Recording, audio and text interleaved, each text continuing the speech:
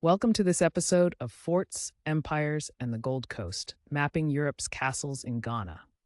I'm your host, and today we're diving deep into the Atlantic shores of Ghana, where the remnants of European forts whisper tales of trade, power struggles, and human stories that shaped history.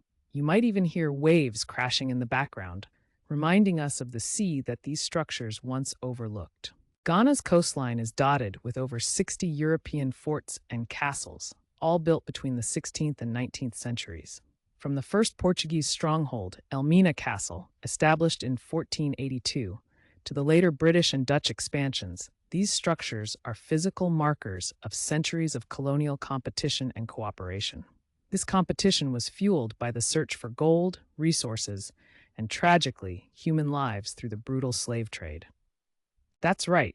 As we explore these forts from east to west, starting in Kedah and concluding in Axum, we will uncover stories of how these structures changed hands among different European powers, including the Portuguese, Dutch, English, Danish, Swedish, and even the Brandenburgers, while also reflecting on how local communities resisted and negotiated their presence. Imagine standing on the shores of the Atlantic. The peaceful waves gently lapping the coast now belie the tumultuous history that unfolded here.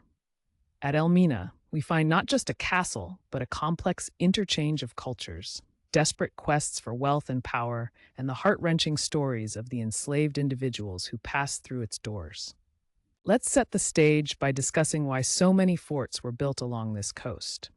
The Portuguese were some of the first Europeans to arrive in the late 1400s, looking for gold and trade routes, but finding much darker prospects through the enslavement of local peoples.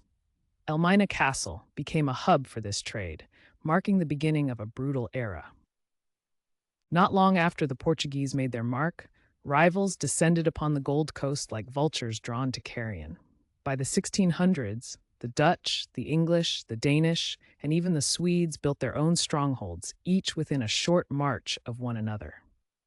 This region became a chessboard where forts were captured, abandoned, and traded, each transaction recorded in meticulous detail in historical accounts. This competition was fierce, yet often led to strange alliances as well. Let's turn our focus to Accra, the bustling capital of Ghana today. Remarkably, it hosts three notable forts: Christiansborg, James Fort, and Ussher Fort. Each was built for trade and control over the local populace, reflecting shifts in ownership among European powers. For instance, Christiansborg was built by the Danish in the 1660s and changed hands several times before becoming British property. James Fort, situated close to today's vibrant Jamestown, originally served as an English post and later became a vital point for British colonial administration. Meanwhile, Ussher Fort, originally a Dutch fort, witnessed all sorts of conflicts as European interests clashed in the region. It's fascinating how these fortifications evolved, isn't it? Absolutely. And as we reflect on the past, it's essential to recognize how these forts were more than just military outposts. They were pivotal in shaping the local economy, culture, and identities. Many of these forts still stand today, towering over areas that now bustle with markets and homes, each a reminder of the complex layers of history. Now, as we venture further westward along the coast, we encounter Cape Coast Castle and Elmina Castle, two of the most important sites in this narrative. Cape Coast Castle, originally a Swedish trading post, exemplifies the shifting nature of these forts as it was seized and transformed by successive European hands, eventually becoming a British governmental seat for the Gold Coast. I can almost envision the bustling activity of ships docking and goods being exchanged, with each European nation trying to outmaneuver the others. And yet, beneath this competition lingered the shadows of human suffering. These castles served dark purposes as well, becoming notorious for the brutal conditions under which enslaved Africans were held before their harrowing journey across the Atlantic. Moving on to Elmina Castle, which has seen more than 2 centuries of Dutch control after being originally established by the Portuguese.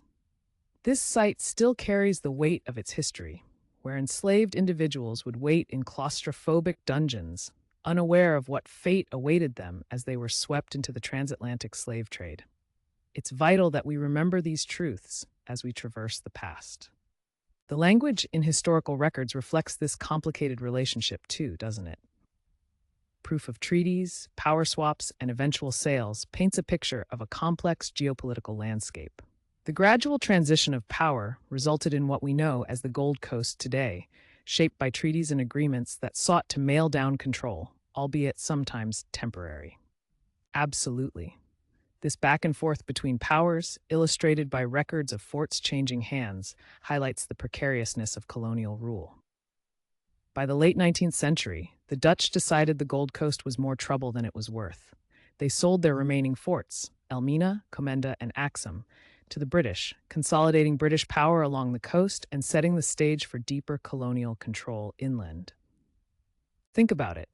For the coastal Africans, each of these power shifts brought new treaties, taxes, and the relentless pressure of colonialism that would reverberate through generations. It's a complex but necessary history to confront. Exactly. And today, many of these forts are UNESCO World Heritage Sites, transforming into museum spaces where tourists can learn about their rich, albeit challenging history.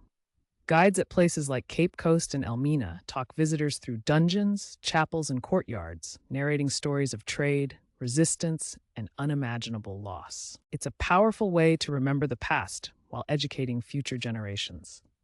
The lists of forts we discussed earlier serve as more than mere accounts. They are narratives of how European powers sought to manipulate a living coastline into fortified chains for empire, and how Ghanaians have adapted, resisted, and reinterpret these experiences. These heritage sites continue to shape the identity of many in Ghana today. As we conclude today's discussion, I want to leave our listeners with a thought. Picture the coastline of the Gold Coast not just as a landscape dotted with stone structures, but as a living history, rich with the stories of countless unnamed individuals whose lives intersected with those numbered entries of fortifications. Their legacies remind us that history is not solely about dates and events, but is intrinsically woven into the fabric of human experience. It's vital we continue this conversation, challenging ourselves to reflect on the past, learn from it, and ensure that the stories of those who suffered do not fade away into silence. Thank you for joining us on this journey today. We hope you've enjoyed our exploration of Ghana's forts and the histories they hold. We encourage all our listeners to dive deeper, whether through visiting these sites or engaging with local histories that keep these stories alive. Until next time, let the waves of the Atlantic remind us of the stories waiting to be told along every global coastline.